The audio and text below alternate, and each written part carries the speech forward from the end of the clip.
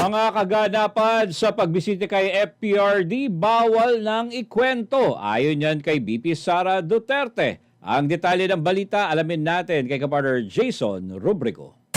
Muling bumisita si Vice President Sara Duterte sa kanyang ama na si dating Pangulong Rodrigo Duterte sa detention facility ng International Criminal Court. Ngunit sa paglabas ng bise, naging limitado na ang kanyang pahayag hinggil sa mga nangyari at kanilang napag-usapan. Gate ni VP Sara, ipinagbawal na ng ICC ang pagbabahagi ng anumang impormasyon hinggil sa mga nagaganap sa loob ng detention unit.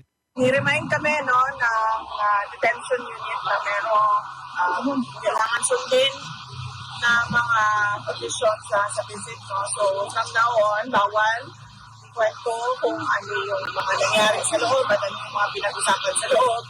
I can only say na, yeah, President Duterte is still alive. Yun lang po, ang hanggang doon lang po.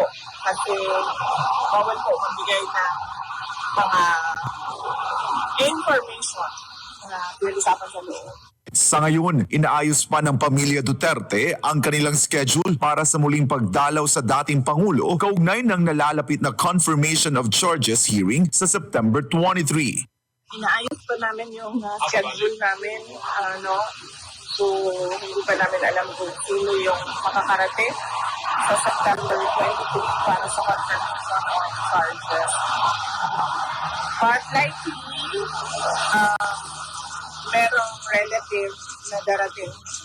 Sigurado yun kasi kailangan talaga na merong, sabi ko sa kanila, kailangan talaga na merong bumibisita sa kanya whenever allowed na detention. Samantala, tuloy naman ang biyahe ni VP Sara patungong Japan para makipagkita sa Filipino community doon. Oo, nag-confirm naman na kami sa mga organizers sa Japan, led by Sir Berwin. September 20 sila sa Tokyo and then September 21 sila sa Nagoya. So yung buong weekend na yon, Saturday, Sunday, merong Filipino community gathering sa Japan. And I understand, meron din dito sa The Hague. No? And likely, marami din sa loob ng Pilipinas. Para sa Diyos at sa Pilipinas kung mahal, ako si Jason Rubrico, SMNI News.